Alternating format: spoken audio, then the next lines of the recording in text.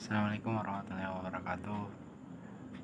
Perkenalkan, nama saya Farhan Samsuardi Samil, NIM 200303501041 dari kelas Ikor B.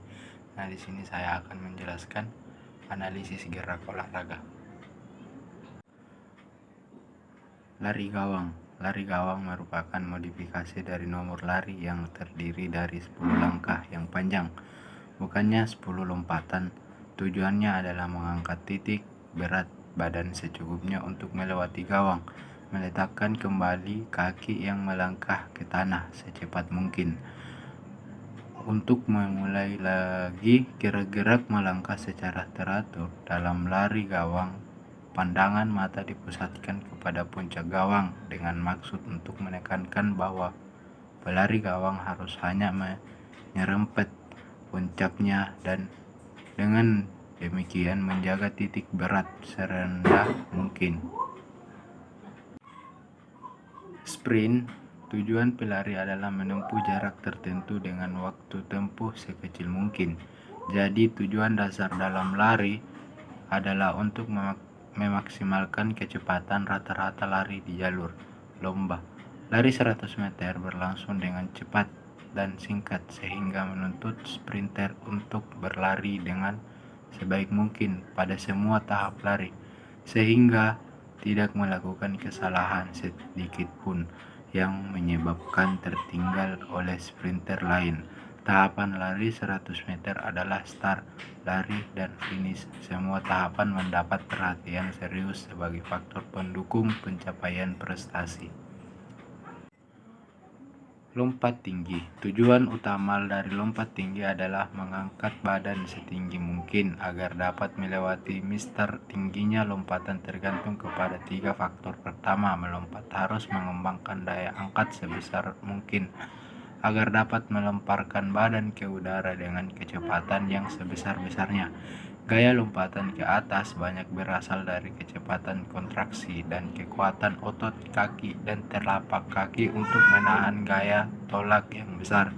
Kecepatan bukanlah faktor yang terpenting dalam lompat tinggi, yang terutama adalah kemampuan melinting, membungkuk dan melenting sebelum lompatan juga memungkinkan kaki ayun mengayun kuat ke atas. Kedua gerakan ini menambah gaya angkat badan dan pemindahan momentum dari bagian keseluruhan. Lompat jauh. Gerak lompat jauh merupakan gerakan dari perpaduan antara kecepatan atau speed, kekuatan atau strike, kelenturan atau flexibility saat melejut setelah menolak, daya tahan atau disebut endurance, dan keterapan accuracy saat menempuh di balok tumpuan. Hal-hal yang harus diperhatikan dalam melakukan lompat jauh: yang pertama, mempertahankan kecepatan sampai saat menolak. Yang kedua, berusahalah mencapai dorongan yang cepat dan dinamis dari balok tumpuan. Yang ketiga, rubahlah sedikit posisi lari bertujuan mencapai posisi lebih tegak. Yang keempat, manfaatkan gerakan dengan baik. Yang kelima, capailah jangkauan gerak yang baik. Yang keenam, gerak akhir sebaiknya diusahakan sekuat tak mungkin menggunakan tenaga semaksimal mungkin. Yang ketujuh, latihan gerakan pendaratan. Dan yang kedelapan, kuasai gerak yang betul dari lengan dan kaki untuk mendapatkan dan lentingan saat melayang di udara. Adapun analisis yang bisa dilakukan terhadap faktor-faktor dasar lompat jauh adalah: yang bagian A, awalan. Awalan dalam lompat jauh merupakan lari dengan percepatan dari start berdiri. Tujuan awalan pada lompat jauh adalah untuk mendapatkan kecepatan yang setinggi-tingginya sebelum mencapai papan tolakan. Ancang-ancang awalan yang dilakukan oleh pelompat harus secepat mungkin karena 2 atau 3 prestasi lompat jauh tergantung pada ancang-ancang dan sepertiga dari 4. Oleh karena itu, Berbagai tahap teknik lompat jauh sangat dipengaruhi unsur kecepatan sprint dan kondisi atau Jonath Jonath U DKK dalam Sugiono B,2006. Menurut AIP Syarifuddin, cara mengambil awalan bermacam-macam, di antaranya yang pertama mencoba beberapa kali melakukan awalan sehingga cepat kemudian baru diukur. Yang kedua, beberapa kali lari dengan balok tolakan ke tempat di mana akan memulai awalan. Yang ketiga, gabungan dari kedua cara tersebut. Dalam tolakan, lompat menempatkan kaki tolakan yang hampir kencang dengan tumitnya. Pada saat itu badan agak condong ke belakang, telapak kaki untuk menolak bergulir ke depan. Melalui seluruh telapaknya, kaki tungkai tolak sedikit dibengkokkan sampai besar kecilnya 1500 derajat dan disusul oleh kaki ayun pada waktu itu dengan membuat gerakan yang berlawanan dengan gerakan kakinya. Melayang di udara. Menurut Bolesteros bahwa untuk membantu tolakan ke atas, lengan harus diayunkan ke atas dan kaki yang melangkah diayun setinggi mungkin, di mana kaki tumpu harus ditekuk. Sesudah kaki tumpu meninggalkan balok, tolakan lutut ditekuk sehingga dapat dibawa ke depan dengan lebih cepat.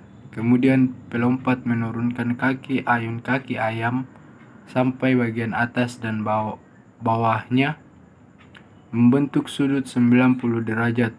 Pada waktu itu juga lepas tapak kaki tolak ditarik ke depan di bawah tubuh pada waktu yang sama dengan diangkat dan seni rupa dan diluruskan dalam posisi sedikit melengkung. Mendarat. Menurut Gantar, suatu pendaratan yang baik dipersiapkan dan ditentukan dalam fase melayang sebelumnya. Keterampilan dan syarat-syarat yang diperlukan, tenaga atau kekuatan otot perut memungkinkan untuk memegang sikap tegak selama mungkin. Otot perut yang kekurangan tenaga selanjutnya mengakibatkan kaki terlalu cepat menurun dan suatu pendaratan yang terlalu dini. Jadi kekuatan otot perut sangat diperlukan untuk membawa tungkai jauh ke depan. Renang. Bagian A. Gaya dada. Untuk mendapatkan gerakan yang kontinu yang merupakan penyimpanan energi yang lebih efisien, kaki dan tangan harus bergerak bergantian. Kalau lengan bergerak, kaki istirahat. Hambatan akan menjadi lebih besar apabila gerakan badan